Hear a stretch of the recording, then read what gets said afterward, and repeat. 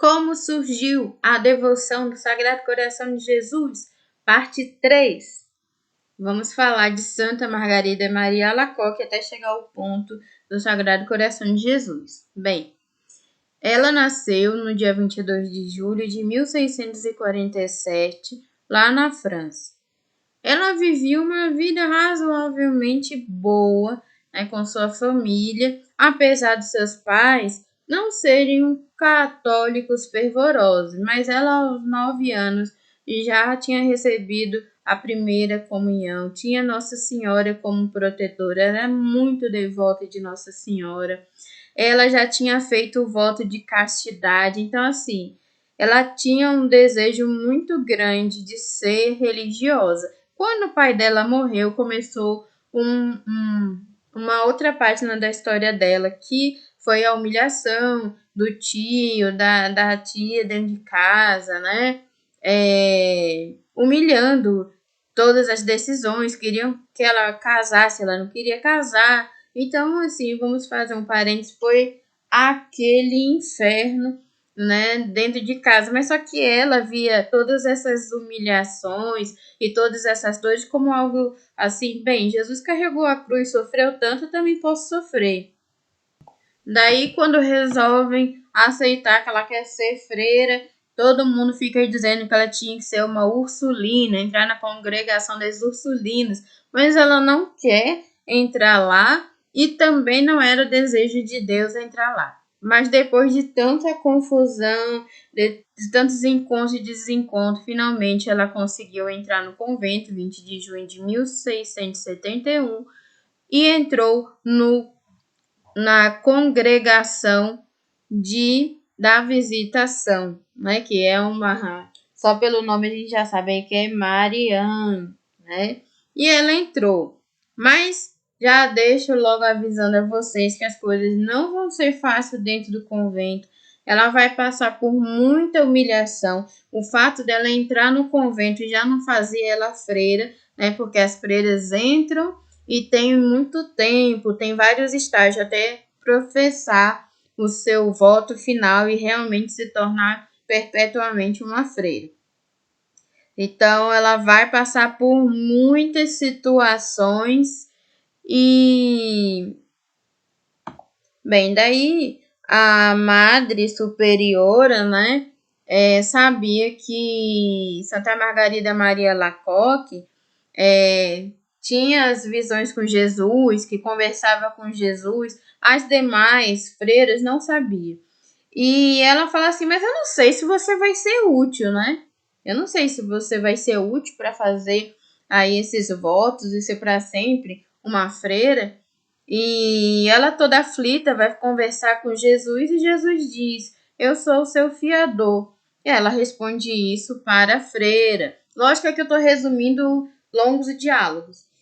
E depois Jesus vai dizer para Santa Margarida, eu te farei mais útil à congregação do que ela pensa, mas no momento só eu sei de que forma, né? Então a gente sabe que naquele momento ele não conta nem para a santa que ele vai expor a devoção ao coração de Jesus, né? Ele fala assim, eu te farei mais útil à congregação do que ela pensa, ela se referindo à Madre. E depois, Jesus também diz a Santa Margarida o seguinte, só reservo para mim a direção do teu interior, pois tendo nele estabelecido o império do meu puro amor, jamais o cederei a outro. Então, Jesus está dizendo, olha, uma vez que seu coração é puro e todo meu, eu não vou deixar você pertencer a outra pessoa, porque foi Jesus que escolheu ela.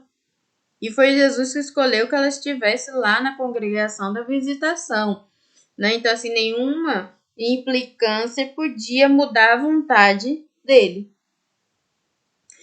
E aí, finalmente, no dia 6 de novembro de 1672, né? Ela professa os votos, motivo de muita alegria para a santa, né? Porque finalmente seria esposa de Jesus. Mas esses votos não vão mudar em nada, porque as freiras vão continuar a perseguir a nossa santa. Santa Margarida Maria Alacoque era tão perseguida que tudo era negado a ela. Até mesmo quando ela queria fazer adoração, todo mundo fazia adoração, ficava lá por 1 hora, 30 minutos, a ela era negado esse tempo. Ela sentava para fazer adoração, já alguém chamava para ela ir para a cozinha, para ela fazer qualquer outra coisa, para ir para os estábulos, por exemplo, né? Na época de frio, a gente sabe que tinha dentro dessa perseguição, essa maldade, fazia ela ficar lá no frio. Jesus conversava, aparecia, aquecia ela de corpo e alma e conversava com ela. Porém, né, desde os 9 anos, quando ela teve a primeira comunhão, ela tem algo de místico com Jesus, com Nossa Senhora, mas Jesus nunca tinha aparecido para ela, mostrando o Sagrado Coração de Jesus, até esse dia, que não está no diário dela escrito qual foi esse dia, né? Mas ela estava lá, ela narra assim, que teve um dia que as freiras permitiram que ela fizesse um pouco mais de adoração e que ninguém foi lá interromper ela. Daí Jesus apareceu e mostrou o coração dele em chamas, cheio de amor. Então Jesus fala: olha esse coração ardendo, está ardendo de amor por você e por toda a humanidade, né? Por todos os homens da terra. Então é uma coisa belíssima a descrição que ela faz desse momento.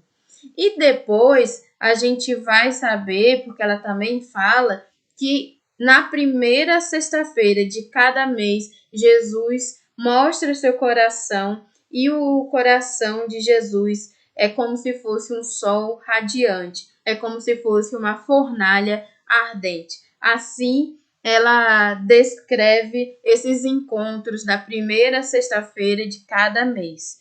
E ele diz para ela, né, comungue com a maior frequência, em especial na primeira sexta-feira do mês, né? E ele também faz um pedido da hora santa na quinta-feira, que é um momento de oração que Jesus pediu para Santa Margarida fazer no final do dia, de 11 da noite à meia-noite. Então, de quinta para sexta-feira, ele pediu para que tivesse essa hora santa e eu vou fazer um vídeo só sobre a hora santa, o que Jesus pediu nos mínimos detalhes, tá? Então, esse foi o pedido que Jesus faz assim que ele começa a demonstrar o seu Sagrado Coração de Jesus para Santa Margarida Maria Alacoque. Certa vez, Santa Margarida Maria Alacoque teve um desmaio e dentro desse desmaio apareceu a Santíssima Trindade. Sim, Pai, Filho e Espírito Santo. Deus Pai aparece para ela, entrega a cruz, né? E ela beija e diz que vai se cravar, né? Na cruz como Jesus cravou, né? E é o que Deus pede a ela, entrega a cruz e fala, faça como meu filho amado fez. E ela responde, né, dizendo que vai se cravar a cruz, e o Espírito Santo aparece para ela, e Jesus está ali, né, está presente, mas não fala nada, mas o Espírito Santo se apresenta e diz, eu sou o amor, eu vou incendiar seu coração e purificar seu coração. Ai, gente, que lindo, que lindo, que lindo. E ela não consegue descrever muita coisa além disso que eu falei para vocês lá no livro, né? Na autobiografia dela, no diário dela. Bem, aí passa um tempo, ela tem uma doença, né? E ela está sendo muito perseguida. E ela não se importava de estar doente, porque assim, a miséria da humilhação, da dor, né, física para ela, ela ficava feliz de estar assim, sofrendo como Jesus sofreu tanto na cruz, então era a forma que ela podia sofrer, ela queria aproveitar ao máximo a dor que a doença dava, né, para poder ela assim, ela não reclamava, ela não rezava falando, Senhor, me cura, né? E aí tinha uma perseguição e a madre falou assim, Se Jesus apareceu realmente para você, como você diz aí que sempre aparece, então peça a ele para te curar, né? E aí era uma ordem. E ela tinha que se mostrar obediente, e aí aquele conflito no coração da santa, porque ela não queria pedir um favor, porque ela queria ficar naquele estado de cruz. E aí ela tinha que pedir, porque era obediência. A Madre Superior, e ela fala tudinho para Jesus, e Jesus fala, não, fique tranquilo. E ela realmente fica curada, né? E tudo isso para provar, é real mesmo essa situação que está passando, né? Depois Jesus pede para que ela escreva um diário contando a sua vida. Vixe, Maria. Aí sim, aí a freira sofre muito, porque ela falava: minha vida, eu não sou digna de escrever nada, entre aspas, não sou santa, né? Que isso, a minha vida, nossa, as misérias. Então, assim, uma das maiores dificuldades que ela teve foi fazer e escrever esse diário, que foi um pedido de Jesus, mas para ela era assim uma agonia mortal ter que escrever, tanto que o diário dela, né, que é a autobiografia de Santa Margarida Maria Alacoque, é finíssimo, porque ela escreveu o mínimo possível. Como ela já era freira, né, dos votos professos e tudo mais, ela estava cuidando, né, era a missão nesse tempo, cuidando das novatas lá do convento. E aí ela pegou uma sexta-feira, que era a primeira sexta-feira, e fizeram adoração. Foi uma festa, né, das novatas, rezando ao Sagrado Coração de Jesus. E estava tudo muito bem, tudo muito ótimo. E depois começou uma grande confusão, porque as outras freiras, a Madre Superior, questionou: ah, mas quem você acha que é para fazer isso? E pererei. Foi uma confusão danada. E aí ela, né, ficou muito triste porque estavam se voltando contra uma devoção que Jesus pediu, né?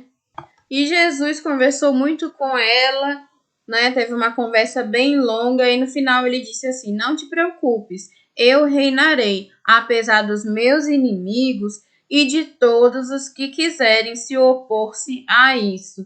Então, assim, né? Que resposta e consolação maravilhosa que foi receber do próprio Jesus. Porque Jesus pede a divulgação da devoção ao Sagrado Coração, né? Só que inicialmente fica só dentro do convento, tem a ajuda de padre para, né? Porque ela é enclausurada, então é o padre que vai lá visitar, que vai ajudar nesse processo. Aí depois tem a festa, né? Só na França, o Papa permite que só na França. Aí depois, que é só na Europa, e depois para toda a igreja. Então, é um processo. Enquanto ela era viva, né, ela trabalhou em cima dessa divulgação do Sagrado Coração, com a ajuda do padre, né, de Cláudio de la Colombier. Jesus, ele vai, né, falar das 12 promessas aos devotos do Sagrado Coração de Jesus. Vou fazer um vídeo só sobre isso, para falar, né, de cada um, porque o vídeo aqui já está bem grande. E antes de morrer, né, porque era um silêncio, era um segredo sobre o fato dela ser a vidente do Sagrado Coração de Jesus, ou seja, aquela que viu o Sagrado Coração de Jesus. Então, assim, as freiras perseguiam ela, mas elas não sabiam, né, que era ela a vidente. Inclusive, zombavam ela, né? Eles sabiam que dentro do convento tinha uma freira que via o Sagrado Coração de Jesus e elas zombavam. É você que nunca não vai ser, né? É qualquer uma aqui, menos você. E elas não sabiam, né, gente? Olha que ironia do destino. Aí Jesus sabia, né, que ela estava perto de morrer e falou assim: pode dizer que você é a freira que me viu. Aí ela assim, né? Ela falou para a madre, porque só a madre tinha essa autorização, né, para saber que ela era devota, era a devota, não, como se diz? A vidente que via Jesus, mas perto de morrer, Jesus falou que era para contar. E aí ela contou isso para a madre e aí foi divulgado para todo mundo que era ela, né? a santa, né? Eles não viam ela como santa, mas que era ela a vidente do Sagrado Coração de Jesus. E daí as perseguidores, que não era o convento inteiro, mas tinha um grupo lá que mandava e desmandava. E, inclusive, de vez em quando né, a própria madre pegava assim pesado em relação a isso. Então, as meninas que não sabiam, as freiras que não sabiam, quando tomam consciência que era ela mesma, elas pedem perdão a Jesus. Então, assim, tem um arrependimento das perseguidoras, né? E Jesus faz isso para poder salvar a alma delas, né? E Santa Margarida sabe disso. E ela morre no dia 17 de outubro de 1690. E o dia que fica com 43 anos e o dia que fica de Santa Margarida e Maria é no dia 16 de outubro. Então, a partir, né, da Santa Margarida Maria Alacoque e da divulgação que Jesus pede a ela, e ela, através do padre, né, vai trabalhando essa divulgação da igreja, a partir daí que, assim, tem uma grande expansão da devoção ao Sagrado Coração de Jesus. Mas como vocês viram nos outros vídeos, a devoção ao Sagrado Coração de Jesus já existia, né? Não tão claramente, não com essa imagem, mas já existia por causa do amor de João Evangelista, por causa de Jesus na cruz. E que bom que existe essa devoção para nos acalentar. Devoção essa, né? Para toda a igreja, não é determinada para um movimento ou outro, não, para toda a igreja. Todo mundo que é católico, apostólico, romano deveria ser muito devoto ao Sagrado Coração, deveria ter uma vida eucarística, deveria ser um melhor cristão.